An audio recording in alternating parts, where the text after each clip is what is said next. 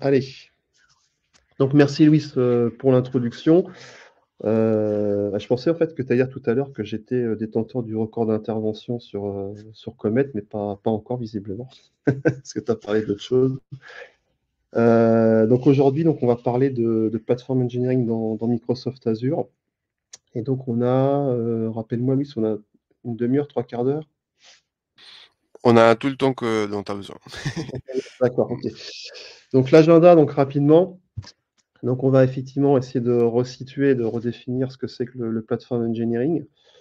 On va aussi dire finalement quels sont les challenges qu'on retrouve fréquemment justement dans l'engineering moderne, ce qui va permettre justement là aussi de positionner le platform engineering euh, au niveau le plus juste.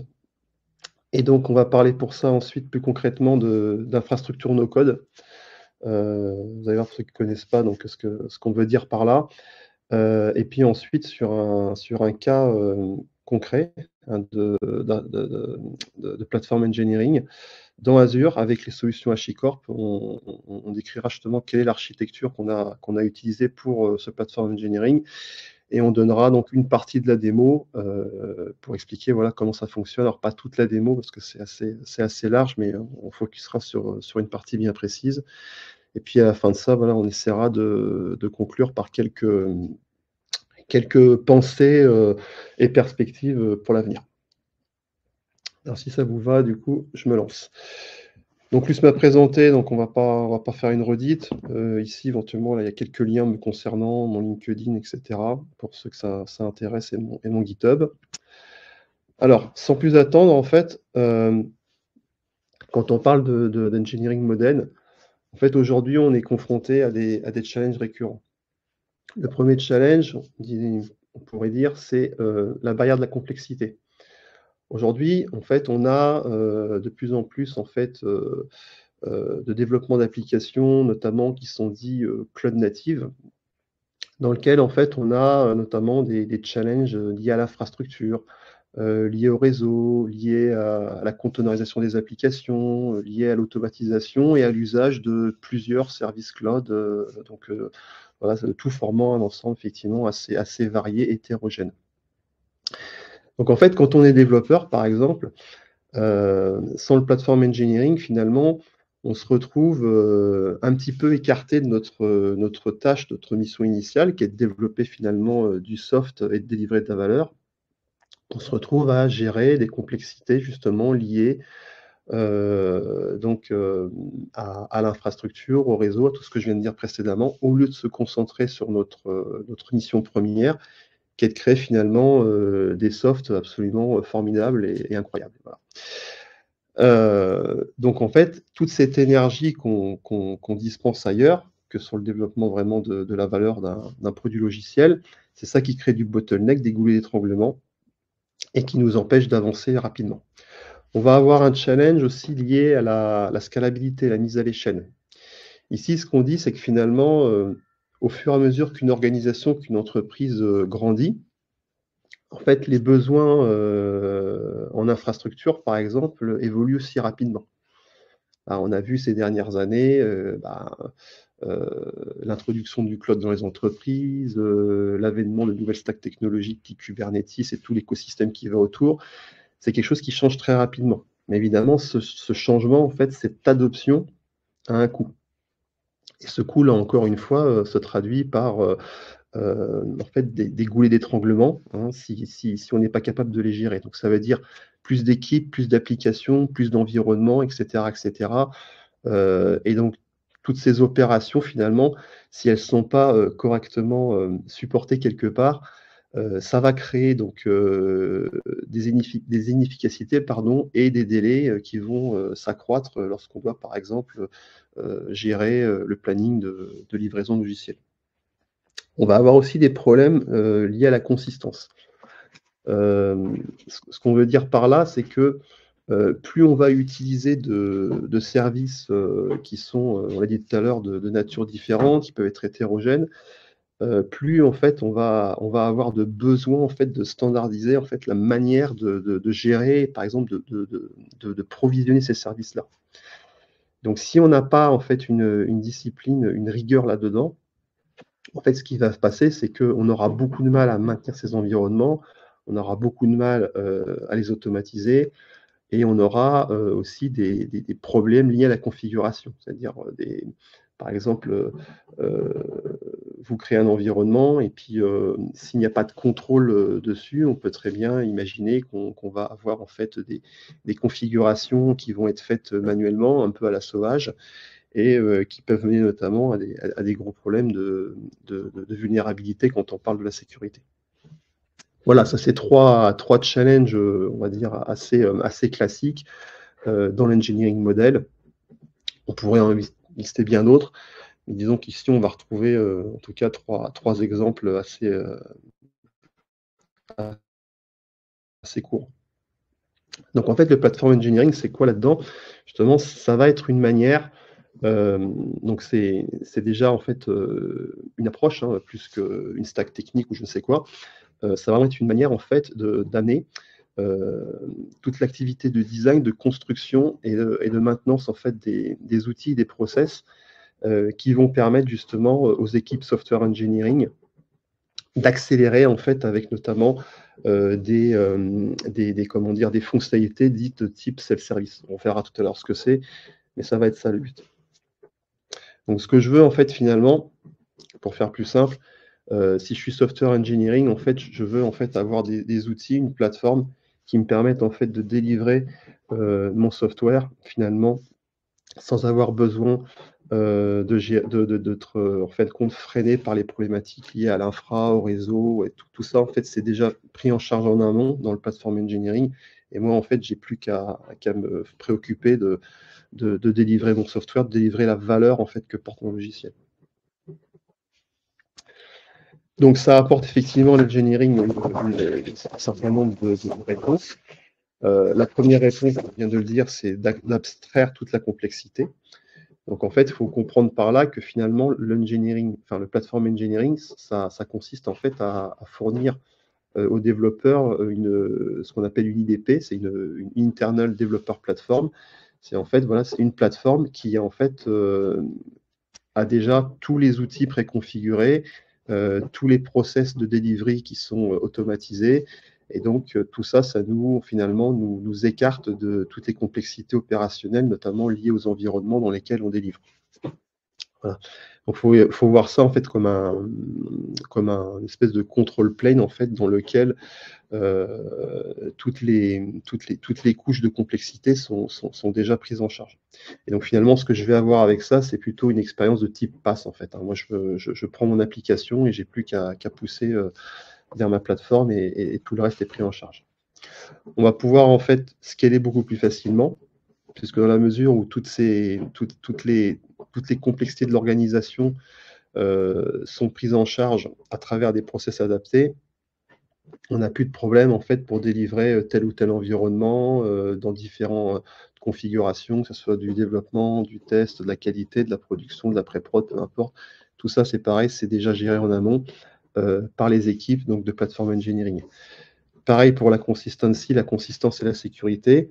Toutes ces problématiques-là, elles sont gérées en amont. C'est-à-dire que lorsqu'on provisionne un environnement, toutes les problématiques liées à la compliance, liées à la sécurité, en fait, sont déjà prises en charge au moment de créer ces environnements, quand on va en fait déployer une application et l'environnement qui va y être associé. Tout ça, c'est intégré, par exemple, dans des systèmes de policies qui vont aller vérifier que l'environnement est provisionné selon telle ou telle règle de l'entreprise, qu'on provisionne par exemple dans la bonne région du monde, qu'on utilise, je sais pas, les bonnes tailles pour les machines virtuelles ou pour les différentes ressources qu'on commissionne.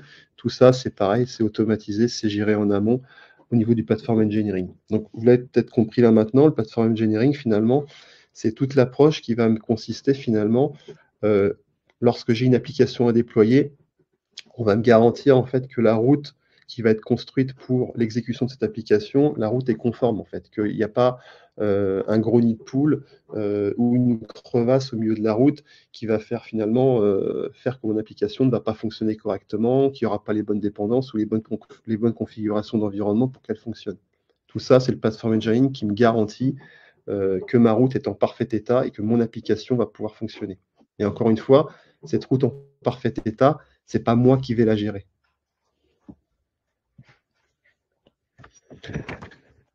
Donc la promesse du low-code, du no-code infrastructure là-dedans, c'est tout simplement, eh bien, si on regarde un peu ce qu'on faisait il y a plusieurs années, quand on devait gérer de l'infrastructure sans le code, par exemple, avec le code, pardon. Donc ce que je dis là, ça inclut quand même tout ce qui est autour de l'IAC, de l'infrastructure as code. Quand par exemple on remettait ça finalement entre les mains, par exemple, des équipes de développement, ou lorsque c'était fait, mais pas mis à disposition de façon simple. Quand on fait d'infrastructure as code, ou même encore avant ça, il y avait tout ce qui était infrastructure provisionnée avec du shell, des scripts compliqués, enfin tout ça, on l'a vu par le passé, on le voit encore aujourd'hui, hein, mais bon, tout ça, c'est du code, de toute manière. Et donc, qu'est-ce qui se passe dans cette approche-là? C'est que finalement, c'est complexe, hein, parce que même si des gens, je ne sais pas, parmi vous font de l'infrastructure as code avec, je ne sais pas, Terraform, CloudFormation, c'est quand même en fait des skills, si vous les avez pas, c'est compliqué de faire quelque chose de bien avec ça, hein, quand vous êtes développeur. Ça prend du temps, parce que ces scripts-là, si finalement il faut les refaire à chaque projet, c'est du temps qu'on va passer là-dessus, au lieu encore une fois de se concentrer sur la valeur logicielle qu'on doit faire.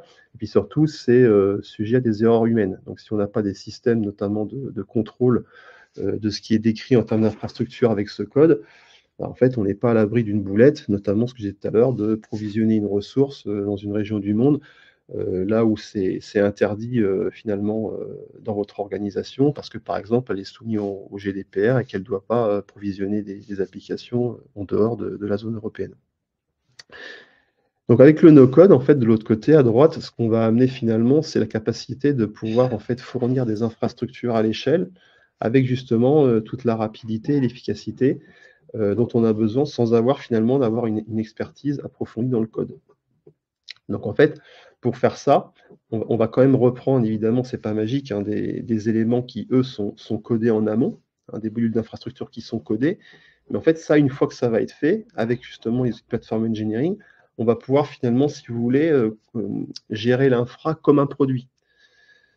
C'est-à-dire qu'on va pouvoir mettre ces modules en fait directement à disposition des développeurs, par exemple, qui vont pouvoir en fait construire leurs besoins d'infrastructure pour leurs applications à partir en fait de templates justement qui vont être fabriqués. On le verra tout à l'heure, par les équipes de Platform Engineering vont en fait assembler ces modules, donc no code, pour former en fait des templates d'application qui vont me servir moi justement pour pouvoir ensuite exécuter mon application. Donc ces templates d'application, finalement, c'est cette fameuse route dont vous disait tout à l'heure, c'est tous ces éléments d'infrastructure, de réseau, qui vont me garantir en fait que mon application va tourner sur un environnement adéquat. Qu'est-ce qui va fournir en fait un outil d'infrastructure no-code typiquement? Donc on verra l'exemple tout à l'heure avec les outils Terraform de HashiCorp et Waypoint. Grosso modo, on va retrouver donc des interfaces visuelles. C'est pour ça que du coup, je vous dis, on n'a pas besoin de travailler en fait les notions d'infra et tout ce qui va avec d'environnement à travers du code. On est déjà dans des interfaces visuelles qui me permettent en fait de composer mes templates d'infrastructure et d'environnement adéquats. C'est ce qu'on retrouve là au milieu, donc ces templates et ces composants prêts à l'emploi. Évidemment, là-dedans, on va avoir des mécanismes qui vont me permettre effectivement de valider que tout ce qu'il y a dans ces modules, dans ces composants, respecte les normes de compliance de l'entreprise. Tout ça, c'est standardisé. Et puis évidemment, comme on a des templates qui sont réutilisables et qu'on peut évidemment en fabriquer d'autres à partir de nouveaux composants qu'on va avoir mis à disposition, on va pouvoir comme ça faire évoluer rapidement les infrastructures et on va pouvoir innover et surtout collaborer rapidement. Donc pour la démo qui va venir dans quelques instants, on va utiliser en fait donc la solution, enfin la plateforme cloud de HashiCorp qui s'appelle HashiCorp Cloud Platform, qui est donc HCP, c'est son petit acronyme. Et on va voir justement comment ça nous permet en fait de créer une expérience de platform engineering. Donc autour de cette plateforme, évidemment, on l'a dit plusieurs fois, on va retrouver les équipes de plateforme.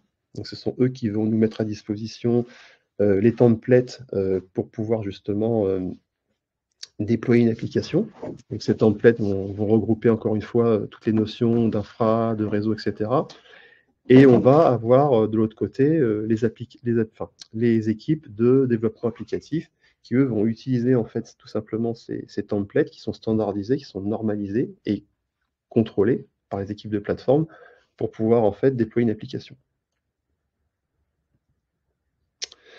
Donc ça, c'est le process qu'on retrouve assez couramment. Donc ça va pour ceux qui sont familiers avec la nomenclature du D0 jusqu'au D2 en passant par le D1. Donc on retrouve ici en fait l'activité autour du platform engineering ici. Donc par exemple ici on dit D0, c'est les équipes de plateforme vont justement s'occuper de fabriquer les modules d'infra qu'on appelle justement no-code. Donc, ce sont ces modules qui vont être réutilisables ensuite pour créer des templates. Ici, juste dans la partie à droite, donc pour pouvoir utiliser ensuite ces templates pour instancier des déploiements d'applications. Donc les templates, je le redis, donc, utilisent donc des modules d'infrastructure, mais qui sont directement en fait sélectionnables, vous allez le comprendre tout à l'heure, sans qu'on ait besoin d'écrire de code. Et puis donc ici, dans le cas présent, dans HashiCorp Cloud Platform, on retrouve une autre notion qui est la notion d'add-on, qui s'appuie sur les mêmes modules d'infrastructure no-code, mais les add-ons en fait sont plus considérés en fait comme des ajouts au template. Donc ça permet par exemple de voir un template de base et ensuite d'ajouter aussi à la carte des composants d'infrastructure, par exemple, dont on a besoin pour des cas bien précis. Donc par exemple, je ne sais pas, rajouter une base, rajouter un cache, tous ces éléments un peu modulaires, on va pouvoir les matérialiser sous forme d'add-on. Ensuite, donc des one, on va avoir cette fois-ci mise en lumière donc les applications engineers, donc c'est nous, les software développeurs, où typiquement, eh bien, on va créer des applications justement en utilisant ces templates qui ont été mis juste avant à disposition par les équipes de plateforme. Donc là, l'idée, c'est qu'en fait, moi, j'ai simplement une application que je veux déployer. Pour la déployer, j'ai besoin d'un environnement, d'une infrastructure, d'un réseau qui répond aux besoins de mon application. Et surtout, l'intérêt, c'est que je vais avoir ici, encore une fois, un template qui va être donc standardisé, normalisé par les équipes de plateforme. Donc, en fait, mon template, je suis sûr, en fait, qui correspond exactement aux bonnes pratiques de l'entreprise. Lorsqu'il s'agit, par exemple, on verra tout à l'heure, de déployer une application containerisée dans Azure, je suis sûr que dans ce template, je vais avoir les bonnes ressources Azure avec les bons dimensionnements, etc., etc. Voilà, donc ça, c'est pour la partie du milieu. Si par exemple mon application engineer a besoin aussi, donc pour que l'application fonctionne, de rajouter, c'est bien souvent le cas, une base de données ou autre chose, une dépendance, là ça se fera sous forme d'add-on, mais encore une fois, l'idée ici c'est que la dépendance que je vais provisionner à l'issue de ça, elle est dans les bons critères, dans les bonnes pratiques de l'entreprise, ça respecte des critères de taille, ça respecte des critères de légalité, de compliance, tout ça c'est déjà intégré.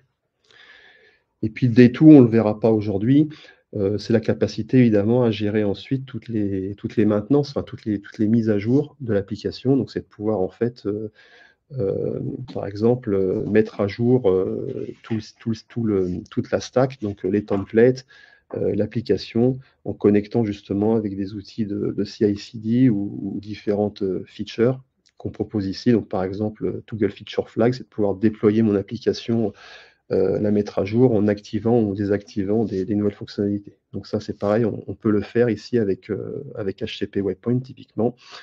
On verra ça une autre fois, parce que ça serait un petit peu long pour le coup à expliquer.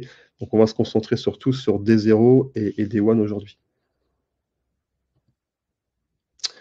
Donc pour la démo, voilà, je vous montre ce qu'il en est. Donc ça, c'est l'architecture en fait d'une engineering platform sur Azure. Donc ici, ce qu'on dit, c'est qu'on retrouve déjà tous les control planes, certains, vous les connaissez déjà, hein, qui constituent le platform engineering. Voilà, toute la partie développement, où là, on va retrouver les environnements de développement classiques. Alors, suivant que vous manipulez tel langage ou tel framework, on va se retrouver sur des environnements type Eclipse, VS Code, mais bien sûr, ça inclut tous les autres, hein, ça inclut tout ce qui est autour de la suite,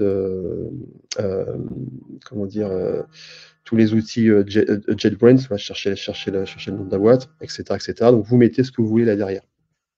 Ensuite, ici, alors comme on est dans un cas Azure, ici, on s'est appuyé aussi sur tous les composants en fait, de la suite Azure DevOps. Mais ce que je dis là, évidemment, si vous êtes dans GitHub ou dans GitLab, ça se transpose sans aucune difficulté. On pourra s'amuser une prochaine fois à proposer des alternatives. L'idée, c'est de comprendre qu'effectivement, on va retrouver à un moment donné une gestion du code source dans la partie version control. Et là-dedans, on va avoir différents types d'artefacts. Alors ici, on a des repos qui vont être destinés à héberger le code source, typiquement. Et plus intéressant sur la partie, donc ici, infra source code, on va avoir justement des modules Terraform qui vont justement être des modules dits no-code, donc qui vont avoir en fait une syntaxe un peu spécifique, hein. Pour ceux qui font du Terraform, il y a des petites différences. Donc, quand on veut faire des modules Terraform qui sont no-code ready, on va comment dire, les écrire, les déclarer de manière un petit peu différente que les modules Terraform standard. Mais en tout cas, c'est du code Terraform, sachez-le ici, qu'on héberge. Et donc, ces modules Terraform, on va les retrouver notamment au niveau de la partie donc Integration Plane, qui est juste en dessous, où là, typiquement, on va retrouver aussi de manière classique, hein, donc les pipelines de CI, par exemple, d'intégration continue, qui, dans notre cas présent, ici, nous permettent de pousser en fait une image Docker vers un conteneur registré, ici, qui est dans Azure. Et là, encore une fois, si vous utilisez par exemple du Docker Hub, on peut très bien imaginer remplacer cette brique par autre chose à partir du moment où c'est capable de générer des images Docker. Donc, ceux qui veulent une Artifactory, typiquement, peuvent le faire aussi. Donc là, on est dans la partie Integration Plane. Donc, toute cette partie, d'ailleurs, qu'on voit déjà là, hein, finalement, ça vous fait penser à du DevOps. Ce qui est le cas d'ailleurs. En fait, le platform engineering, tout simplement, il va amener des pratiques supplémentaires qui vont venir en complément de la partie DevOps. Donc, c'est pas opposé, c'est pas la même chose, ça vient finalement se compléter. Ça se complète notamment justement au niveau delivery plane. C'est-à-dire que c'est là où finalement la subtilité, on va dire l'emphase du platform engineering, elle se trouve là.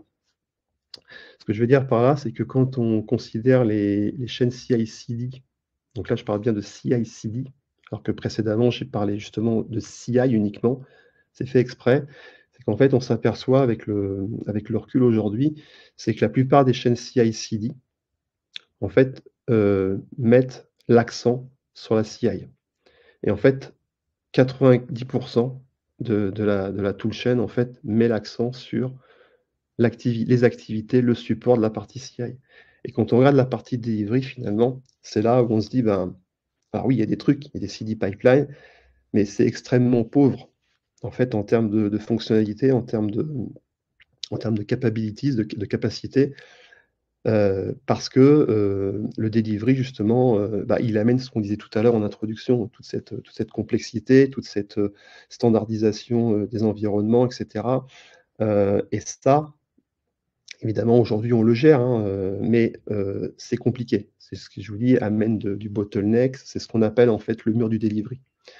C'est-à-dire qu'entre le moment où on est à l'issue de la CI et entre le moment où on va rentrer dans le CD, en fait, c'est là où on se dit quand même qu'il y a des optimisations qui sont nettement, comment dire, identifiables. Et donc, il faut trouver des solutions pour justement accélérer cette partie delivery. Après, on verra plus tard dans le chat quel est votre ressenti là-dessus.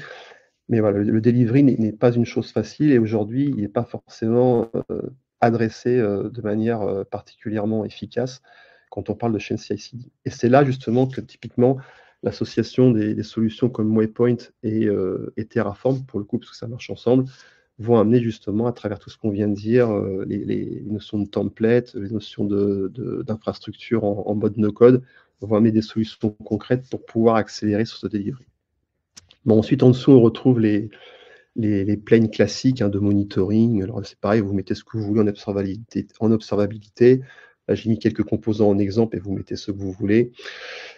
C'est pas le sujet, donc on s'attarde pas trop dessus. Et puis il y a aussi, pensez-y, un plane qui consacré à la sécurité, où là on peut effectivement mettre une synapse, la partie identitaire, la gestion des secrets. Pareil, on pouvait rallonger la liste en fonction de vos besoins, en fonction de votre plateforme. Là encore, ce sont des exemples, c'est juste pour matérialiser globalement l'architecture. Et tout à droite, en fait, on va retrouver la partie ressource plane.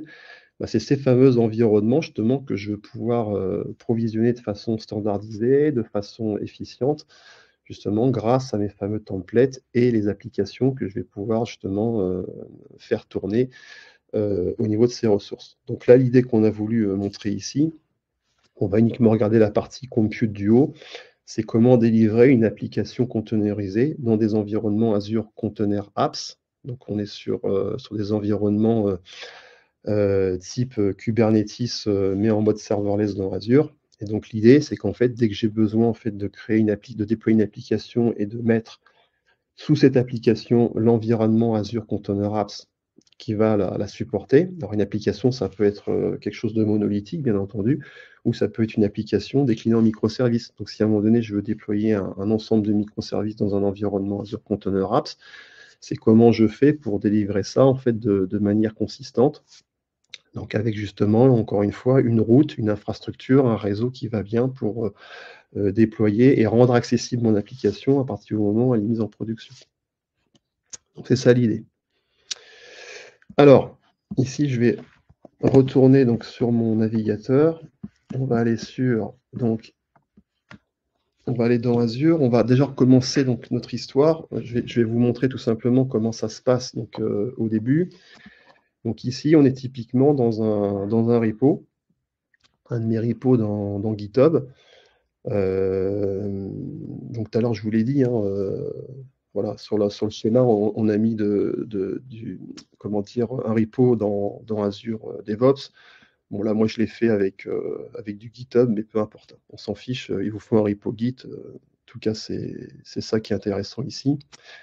Donc, vous reconnaissez tout typiquement des fichiers Terraform, pour ceux qui en ont déjà fait. Donc ici, il n'y a pas de surprise. C'est vraiment du Terraform. Il faut simplement imaginer que ça, typiquement ici, c'est pas moi le développeur qui ai besoin en fait de faire ce travail de décrire mon infrastructure et toutes les choses qui vont avec pour déployer mon application. Ça, c'est les ingénieurs de plateforme. Donc là, j'ai ma casquette d'ingénieur de plateforme. On crée ces modules, donc on réfléchit justement à comment modulariser les choses et comment ensuite rendre ça utilisable facilement depuis justement la plateforme HashiCorp pour en fait créer ces templates. Donc là, typiquement, ce sont des modules faits pour le no-code. Donc il y en a qui vont me dire, oui, mais en fait, les modules Terraform, ça existe déjà depuis longtemps, donc on peut très bien faire des modules Terraform, et puis ensuite, on donne ça aux gens pour qu'ils réutilisent. Alors, encore une fois, réutiliser, oui, sauf que ce qui ne va pas être bon là-dedans, c'est que même pour réutiliser, à un moment donné, je suis obligé de construire donc, des scripts Terraform qui vont appeler ces différents modules. Alors déjà, où je peux avoir un risque, c'est comment être sûr que voilà, l'assemblage de mes modules, est-ce qu'il va me donner une infrastructure qui va être conforme notamment avec les règles de l'entreprise, avec tout ça. Donc du coup, derrière, il y aura quand même des systèmes soit manuels, soit automatiques pour faire la revue de cet assemblage, vérifier qu'on utilise bien ces modules-là, etc. Qu'on n'a pas, alors ce qui peut être dangereux avec les modules aussi, c'est d'avoir accès à certaines variables, justement, à certaines configurations que normalement, on n'a pas envie de rendre accessibles justement à un développeur. C'est des configurations éventuellement qu'on veut juste rendre accessibles à des gens qui gèrent l'infra pour justement ne pas se retrouver à déployer une ressource dans une région du monde, par exemple, qui n'est pas autorisée par l'entreprise. Ce que je disais tout à l'heure, c'est des problèmes de compliance. Donc c'est pas si simple que ça. Donc là, ce qu'on va faire typiquement ici, c'est que justement, avec l'approche no-code, on va pas pouvoir faire en fait tout ça. On va nettement simplifier cette approche. Donc ici, je vais basculer dans Waypoint. Et donc, pour y aller, pour ceux qui ont envie plus tard de revoir un peu ce que j'ai dit, vous créez un compte sur donc, le site portail.cloud.chicorp.com. Et là, vous allez retrouver tout un tas de services, de solutions qui sont proposées par HashiCorp, donc on a un certain nombre maintenant. Et parmi celles-ci, vous allez retrouver donc celle qui est bien connue, qui est Terraform. Alors là, j'insiste bien, on est sur du Terraform qu'on appelle HCP Terraform, ou anciennement Terraform Cloud, ou qui correspond à une version entreprise de Terraform. Ce que je fais là, en fait, vous ne pourrez pas le faire si vous utilisez le Terraform en édition communautaire, open source, ça ne marche pas. Il faut vraiment avoir l'environnement cloud d'HCP. Ici, ce qu'on va faire typiquement, donc on va basculer dans HCP Terraform, voilà justement. Et puis, juste le temps qui charge. Voilà, on va regarder comment ça se passe typiquement pour faire un module no-code. Alors, il faut que je bascule dans la bonne organisation. Voilà. Ici, j'ai ma registre privé Terraform. Et donc là, c'est ce que j'ai déjà fait ici. Donc, j'ai un module no-code pour provisionner un environnement Azure Container Apps. Donc, si je clique dessus, je vais retrouver toutes les informations utiles pour comprendre ce que fait mon module, quels sont les inputs qui sont comment dire, gérés, quelles sont les ressources qui vont être provisionnées. Donc là, on retrouve une application Azure Container Apps, un environnement. Il y a aussi une partie Log Analytics dans Azure qui est provisionnée. Et puis évidemment, pour intégrer tout ça, un ressource group obligatoire pour organiser les ressources dans Azure. Donc ça, c'est du classique. Par contre, donc, quelle est la manœuvre en fait pour pouvoir provisionner un module no-code? Ici, j'ai juste besoin en fait d'aller ici, de publier un module. Donc ça, c'est la procédure pour publier n'importe quel module dans une registrie Terraform. Ici, je suis déjà connecté à mon environnement GitHub. D'accord. Et ce que je vais devoir faire ici, simplement, c'est sélectionner, je vais pousser ma fenêtre, hop, le repository qui contient en fait mon module no-code. Et là, ici, je vais tout simplement dire, bah, tu m'ajoutes ce module, justement, comme module no-code, que je vais pouvoir justement réutiliser plus tard dans Waypoint pour faire des templates. Et vous faites publier. Donc là, je ne vais pas le faire parce que c'est déjà fait, mais c'est aussi simple que ça. Donc là, encore une fois, je suis avec ma casquette d'ingénieur de plateforme et je mets en fait je publie des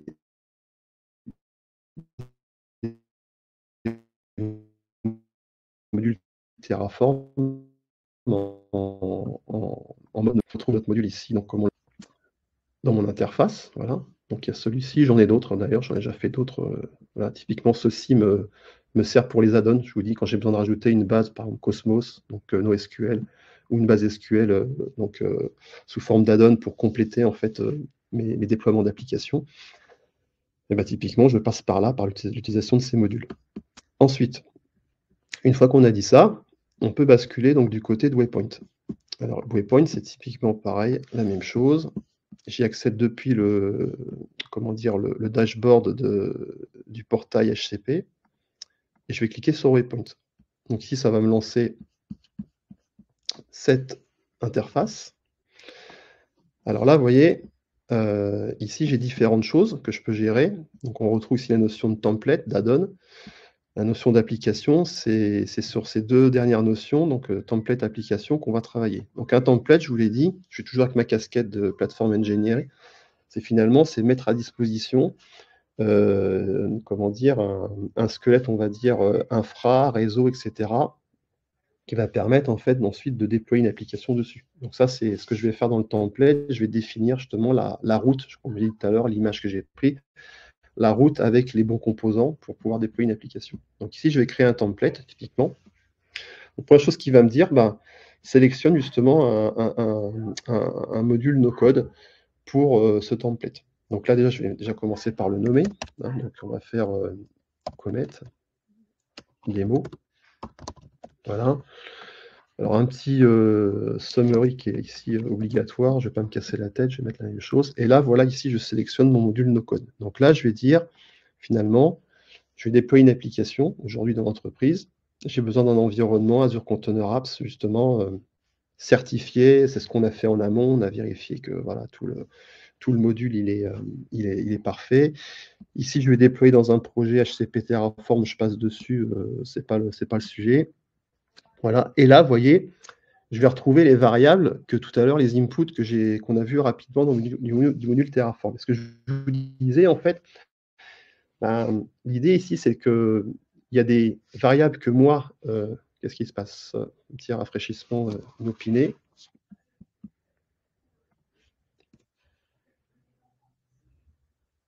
Hop, bon, on est toujours en ligne. On va juste recharger. Hop. On va vérifier, est-ce qu'on me voit toujours?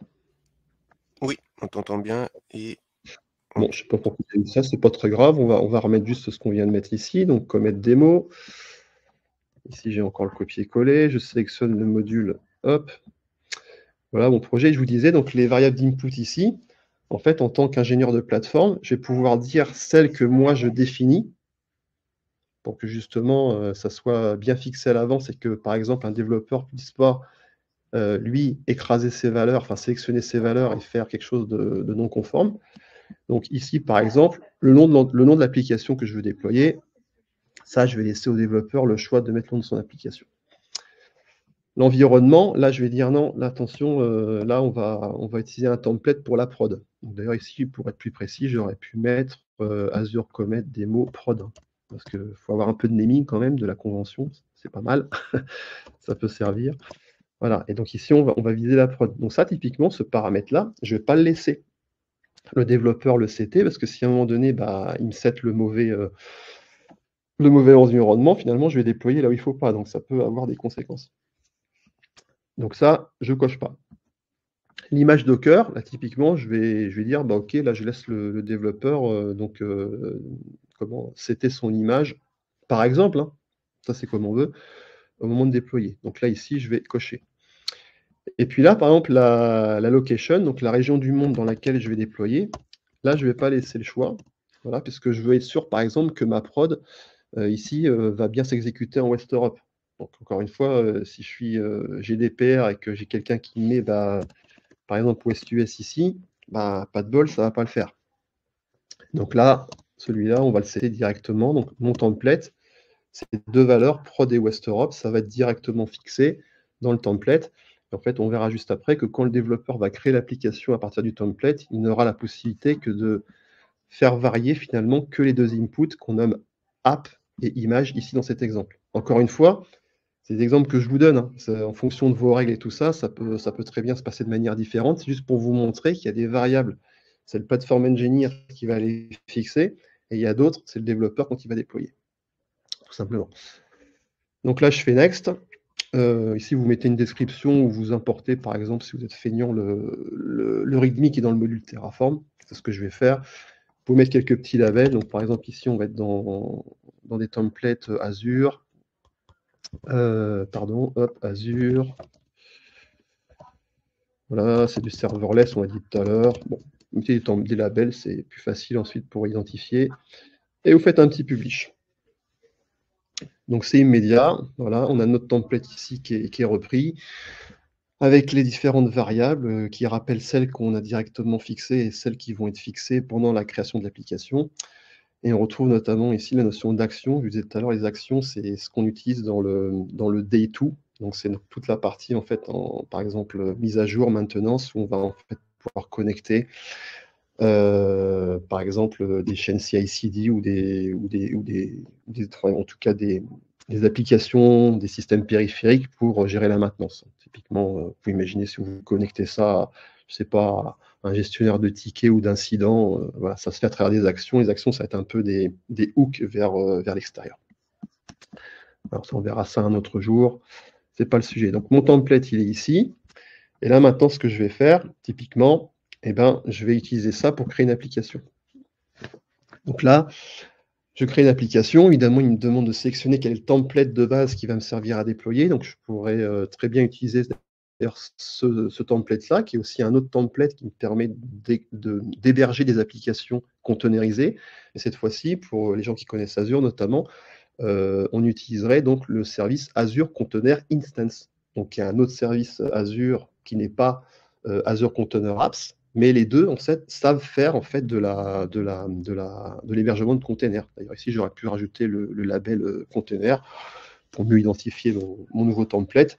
Mais en fait les deux permettent de faire la même chose. Donc là vous voyez l'intérêt finalement en fonction un petit peu de ce que je vais avoir à déployer. La containerisation, c'est un standard dans mon entreprise. Tout ce que je déploie, en tout cas de nouveau, passe par la containerisation. Mais quand je vais vouloir créer l'application qui va utiliser donc une image pour pouvoir exécuter ces containers, vous voyez, je vais pouvoir choisir directement là, finalement, le bon environnement. Est-ce que je vais héberger sur Azure Container Instance parce que pour telle et telle raison, voilà, c'est mieux de le faire là, ou est-ce que je vais vouloir héberger sur Azure Container Apps parce que mon application a besoin de cet environnement-là, notamment pour gérer des problématiques liées à sa scalabilité ou liées à son architecture. Par exemple, si je veux une application qui fonctionne sur une architecture event-driven, bah, c'est mieux de la mettre sur Azure Container Apps parce que c'est un produit qui est fait pour ça. Et puis si j'ai une application containerisée qui est plus voilà, un truc utilisé de façon très sporadique, par exemple pour exécuter un job vraiment momentané avec éventuellement des coûts associés qui vont être optimales, bah, ça sera peut-être sur Azure Container Instance parce que c'est ce qui est indiqué dans ce cas-là.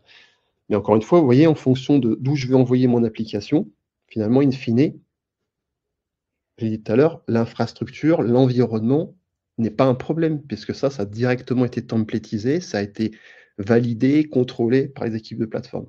Donc moi, j'ai juste à sélectionner. Donc là, je vais prendre celui-là, comme je disais tout à l'heure. Je vais cliquer sur Next, et là, je vais simplement pouvoir rentrer, là aussi, bah, un nom pour mon application. Donc ça va être mon application Comet, ici. Et là, je vous le disais tout à l'heure, vous voyez, on n'a plus que ces deux variables d'input qui sont possibles. Donc ici, je n'ai pas le choix que de remplir que ces deux variables-là. Les variables de location ou d'environnement, j'y ai pas accès. Donc ici, mon application se nomme Comet. Et puis mon image, je vais prendre une image. Alors ça, c'est une image que j'ai. Si je ne dis pas de bêtises, celle-ci, elle va être prise depuis Docker Hub, une image Docker qui reprend une image, une démo que j'avais fait pour les HashiTalk la semaine dernière, si je ne dis pas de bêtises. Donc là, tout simplement, donc encore une fois, là, je vous dis Docker Hub, hein, ça montre bien que dans mon exemple ici, j'ai utilisé un autre registry d'image Docker que celui, par exemple, que j'ai décrit tout à l'heure dans mon architecture dans Azure. Encore une fois, l'architecture que j'ai décrite, pouvez la faire varier, la moduler en fonction de vos contraintes, de vos préférences, peu importe. Et donc ici, je vais créer mon application, tout simplement, à partir de là. Alors, on va juste vérifier dans Azure. Hop. Donc normalement, parce que la fois dernière, ma démonstration, il y a eu un petit peu quelques couacs parce que j'avais pas nettoyé correctement mes ressources groupes. Donc là, j'ai logiquement non, tout est bon, il n'y a pas de problème. Alors, ça c'est pas grave, s'il y a un souci, on verra le résultat d'une autre manière. Je vais créer l'application. Voilà, donc là c'est parti. Donc qu'est-ce qui se passe ici? Vous voyez, ça commence par discuter avec Terraform Cloud, que j'ai montré tout à l'heure quand j'ai créé le module no-code.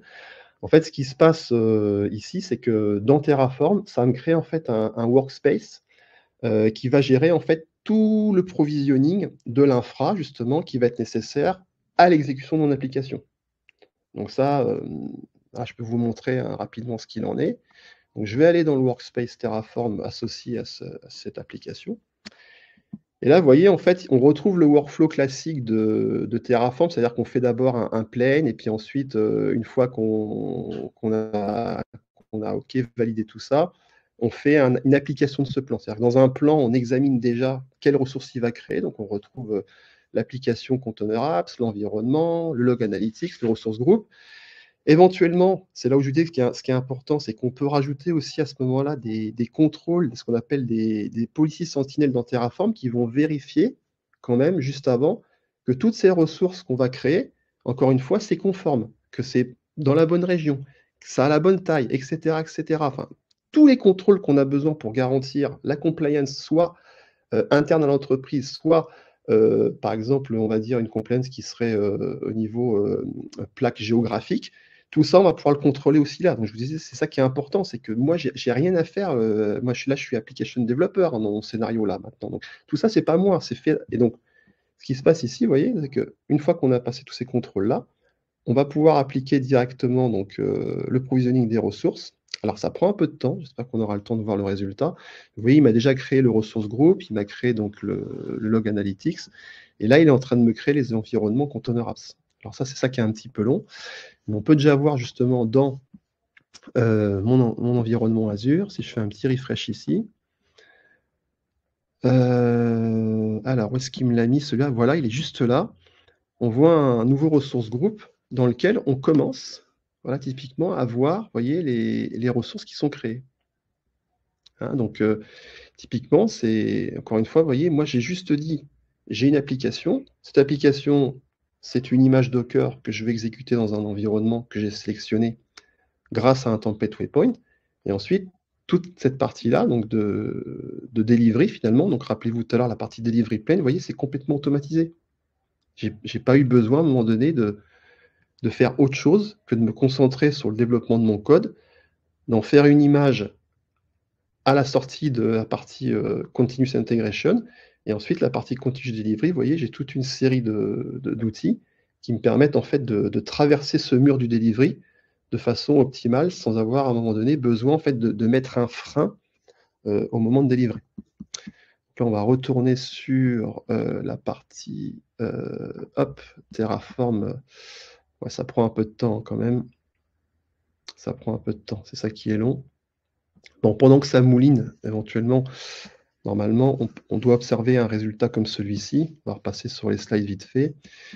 Donc, à la fin, voilà, si j'ai fait les choses correctement, je vais retrouver donc un environnement donc, ici Azure avec mon ressource group, hein, qui est ma première ressource. Et ensuite, en dessous, je vais avoir les 3 ressources donc Azure qui me permettent encore une fois d'avoir le bon environnement pour mon application. C'est vraiment ça le but. Alors, je retourne là vite fait pour voir si c'est bon. Alors ouais, il m'a avancé un petit peu, il m'a créé mon environnement container app, c'est bien, on y arrive. Faire un petit refresh ici. Voilà, il est là, on le voit. Bon, c'est long parce que c'est quand même des environnements qui sont basés sur du Kubernetes, donc ça prend quand même un petit peu de temps. Hein. Voilà, c'est pas des petites ressources qu'on est en train de provisionner. Hein. Dans Azure, il y a certaines choses qui se provisionnent rapidement, puis d'autres qui sont un peu plus longues, forcément. Mais on devrait y arriver. Ben voilà, on a les 4 qui sont là, donc tout s'est bien passé, tout a été créé, c'est super. Et donc là, si je rafraîchis ici, je devrais avoir ma dernière ressource. Pas encore. On va faire, des fois, il faut mieux faire un petit refresh directement dans l'URL. Ça aide. Ah bah si, je suis bête, il est là. Il y en a que 3, puisque le 4e, c'est notre ressource groupe. Donc non, il est là. Donc ça, c'est mon application, effectivement, Container Apps. Voilà. Et typiquement, là, par exemple, il me donne déjà une URL hein, pour permettre d'avoir l'accès. Donc, on va cliquer dessus. Alors, tout s'est bien passé. J'espère qu'on ne va pas avoir le couac jusqu'à la dernière minute. Et voilà. Et là, par exemple, c'était juste une petite landing page hein, pour la conférence de la semaine dernière. Où, voilà, on voit mon application ici qui tourne sur l'URL que Container Apps vient de me fournir. Donc, voilà qui conclut notre démo. Donc, vous voyez, c'est quand même assez simple. Ça permet d'avoir donc une organisation, des process pour le delivery qui sont optimisés. Tout ça, c'est ce que je vous disais, c'est vraiment couvert par l'approche de platform engineering qui permet justement d'amener toute cette couche notamment de best practice, de principes et de gouvernance autour notamment voilà, du delivery d'applications. Évidemment, en complément de tout ce que vous maîtrisez, tout ce que vous savez déjà sur la partie DevOps. Hein, donc, c'est encore une fois, ce n'est pas des choses qui sont opposées, mais des choses qui viennent en complément. Et vous voyez, avec ça, donc, on fluidifie donc, toute la chaîne en fait, de production du software. En permettant encore une fois donc, aux gens qui développent du software de rester vraiment concentrés sur la production du software, la production de la valeur, et pas d'être en fait enquiquiné, focalisé sur le provisioning et l'accès en fait à des environnements d'infrastructure. Voilà qui conclut. Donc, en termes effectivement de réflexion pour la suite, hop, je repasse sur la présentation en plein écran. Voilà, donc c'est effectivement ce que je disais, hein, c'est vraiment le platform engineering, c'est le next step hein, dans tout ce qui est gestion de l'infra et l'accessibilité en fait à tous. Et puis donc Ben, si vous êtes intéressé évidemment par ce type d'approche, ce que je vous conseille, effectivement, c'est comment identifier, notamment au niveau de votre delivery. Ce qu'on a dit tout à l'heure, c'est tous les bottlenecks, donc les parties qui prennent, qui peuvent être automatisées, améliorées, etc. Euh, Identifier toutes les tâches répétitives qui sont à faible valeur ajoutée, qui n'apportent aucun intérêt à part effectivement mettre plus de temps avant de pouvoir délivrer. Faites un projet pilote, justement, utilisez HCP Webpoint et typiquement Terraform pour faire ça, et puis tout simplement mesurer en fait l'impact sur votre productivité et sur votre rapidité de déploiement. Voilà. Merci à tous pour votre attention. Merci beaucoup, Cédric. Du coup, il nous reste encore quelques minutes si vous avez des questions, justement dans le chat. Donc, t'as Tatiana qui dit merci. Ben, merci à, à vous, Tatiana, d'être présente. Moi, j'avais du coup une question, mais t'as un peu répondu avec cette dernière slide. Justement, on parlait que c'est cette approche avec le platform engineer, c'est c'est assez récent, on va dire, et c'est émergent. Quel conseil tu donnerais du coup en plus de ce que tu as donné, mais par exemple le freelance, parce qu'on ne sait pas à quel point, par exemple, dans les entreprises qui du coup sont les clients des freelances, c'est à quel point cette solution, cette approche est démocratisée. Du coup, comment tu ferais si toi tu étais freelance et du coup tu voulais convaincre le client de utiliser un peu cette approche, ça serait quoi du coup ces conseils? Le freelance, typiquement, alors l'approche devient effectivement de plus en plus populaire et de plus en plus d'initiatives. Effectivement, c'est le bon moment pour insuffler ça dans les entreprises. Je pense que le côté déjà, effectivement, évangélisation, démonstration des apports, ça c'est important.